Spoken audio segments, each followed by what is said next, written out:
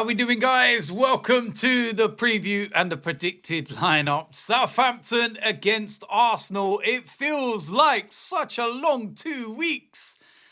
Of course, since we played our last game, it's been the internationals and everything else. And you know what's quite funny over this last 2 weeks is that more people have spoken about Arsenal in the last 2 weeks and players not being part of the international games and everything else, and the Man City beating us in the Carabao Cup final, that was forgotten about within 5 minutes.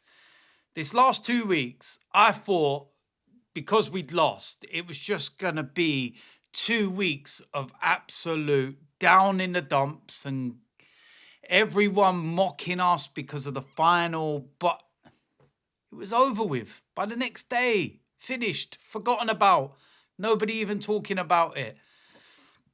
And listen, at the end of the day, look, we lost the game. It wasn't a great performance. There's lots of talking points and everything. I've really enjoyed the break for 2 weeks, just mentally getting away from it all. But yeah, listen, the international break and the amount of talk about our players not being part of the international break that, it's caused uproar. And some of the media outlets going as far as saying that players should be banned. And I'm looking at that and I'm thinking, what on earth am I watching?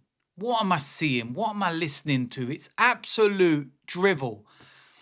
And I can go right back to the days of Sir Alex Ferguson, who was notorious for doing this with Manchester United and, making sure that players were not going on international duty for pointless friendlies. And let's establish that first and foremost. There were some matches during the international break which actually had some substance. World Cup, qualification on the line.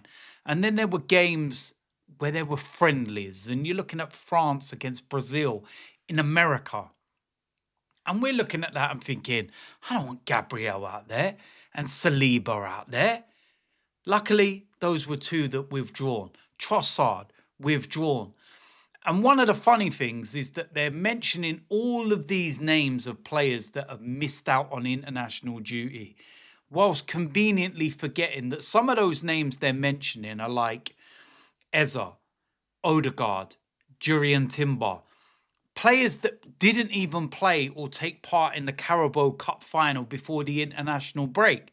So why are you including them in the list of players that have not been a part of the international break? Just to make the total look a little bit bigger, to make it look a little bit worse. You look at Hincapié and Madueke, two players that went on international duty but were injured during those games. So why are you including them in that? Because it just looks good. Declan Rice and Saka were two players that were given a little bit of extra time off, joined up, after the first set of games, went to St. George's Park, had a nice breakfast, and then were sent home. And look, at the end of the day, what people don't understand is that players have to be assessed by the medical teams at international level. This is not Mikel Arteta making the decision and bringing the players home. Declan Rice has been playing on the edge for weeks. I see images of him after the Carabao Cup final and it didn't look like he could walk. And I think it's well known that he's playing through the paint, barrier and everything else. And Thomas Tuchel was not stupid. Saka and Declan Rice are two players that are going to be going to the World Cup. He doesn't need to risk playing them. Let them have the full 2 weeks off and do their bits of training, but mentally take a break from all of it. We've been involved in every single game that has been possible this season. Like, there's been no breaks. And, these are two players that Saka in particular has had a difficult spell over the last couple of months and coming back from a serious injury and everything else. And, Declan Rice has been running himself into the ground. Why risk it for a pointless friendly against Japan? You know, and that's no disrespect to Japan or anything else, but there's just no point in playing them. None at all. Gabriel and Saliba, two players that have had to deal with injuries of late. You know, Gabriel got injured last time out on international duty in a pointless friendly. You know, Saliba over recent months has been missing 1 or 2 games here and there because of niggling little knocks and everything. So it's an opportunity for him to, you know, get those little niggling knocks and whatnot rested up. Why not? Trossard, he's another one that's had little niggling, you know, injuries and knocks and missing the odd game here and there and everything else. So why not? You know, Kai Havertz went on international duty. I think that would be good for him because he needed minutes. You're looking at players like Norgard, Gyökeres, Calafiori. They all had important games, World Cup qualifiers. They all played. They all took part. What do you want me to say? There's just always something when it comes to Arsenal. Always. And look, getting to this game, Southampton, on paper, you can look at it, you say it's another easy draw and everything else. Listen, Southampton are no mugs. It's not going to be an easy game, especially at St Mary's, where we've kind of had this problem over recent years at St Mary's, and it's always been a bit of a ground that we go to and we end up losing games. But they're unbeaten in 14 games. They're a good side. They're where they are for a reason in the Championship, and they're in the playoffs. And that ultimately will be their priority. And I do look ahead and I do look at certain fixtures that they have and where we may well be looking at Champions League against Sporting in midweek. Southampton will also be looking at their next league game on Tuesday. And they've got Wrexham, who they're currently tied on points with in that battle for the playoffs. So will Southampton have one eye on that? Because it is their priority. They want to come back to the Premier League. But at the same time, you're one win away from Wembley, because that's where obviously the semi-finals are played. So they'll want to think that they can, you know, cause an upset and maybe look at playing on our vulnerability or what may be vulnerable after what had happened in the final. But we've just got to go out and do the job. And I think we'll have a strong enough lineup. I think players will be available that may not have been over the international break, but some of them will obviously still be injured and not rested or whatever you want to call it. And our priority, whether we like this or not, will be the Champions League on Tuesday, and more importantly, Bournemouth next weekend in the Premier League, and a chance to go 12 points clear before Man City go to Stamford Bridge. So listen, at the end of the day, I think that we may well load up the bench with some players. I think there'll be some first-team players. I say first-team players. Everyone's a first-team player. But, you know, somebody that's more inclined to play games than not. So, look, at the end of the day, I think the likes of Gyökeres and Calafiori will probably be two players that don't play. I think Christian Norgard, because he's not really been involved with us, despite the, you know, disappointment of missing out on a World Cup and everything.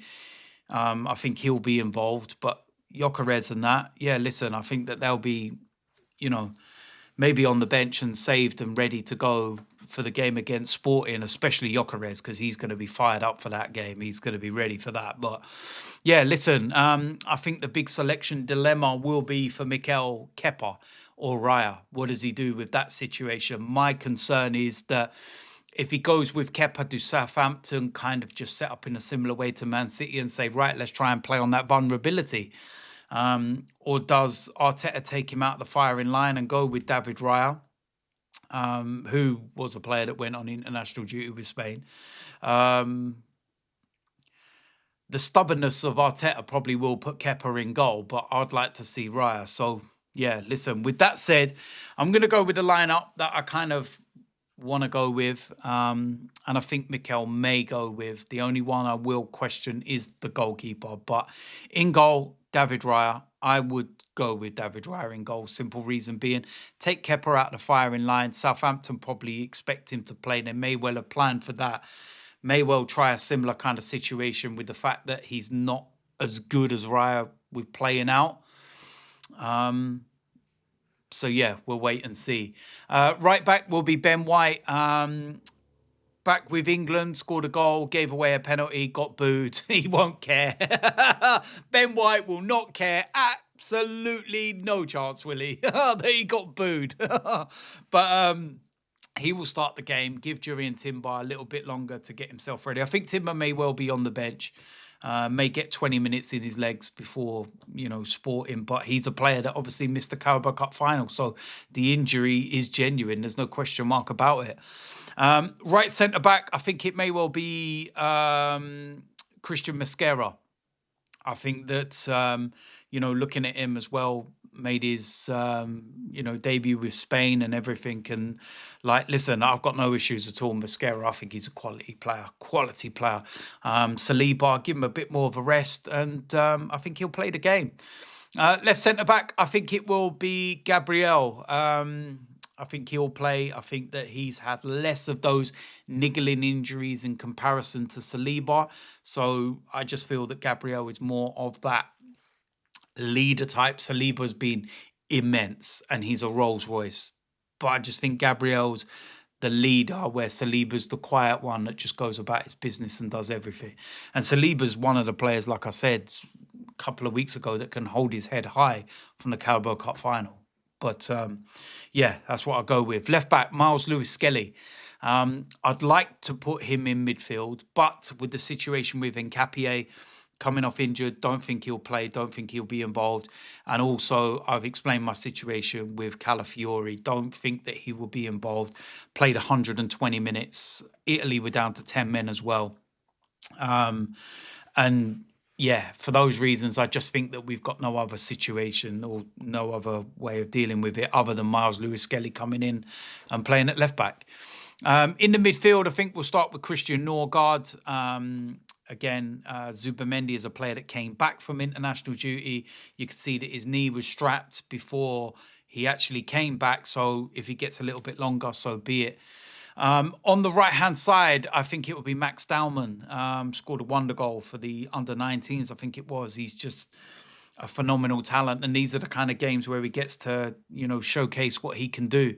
No Madueke, no Saka. Maybe Saka be on the bench.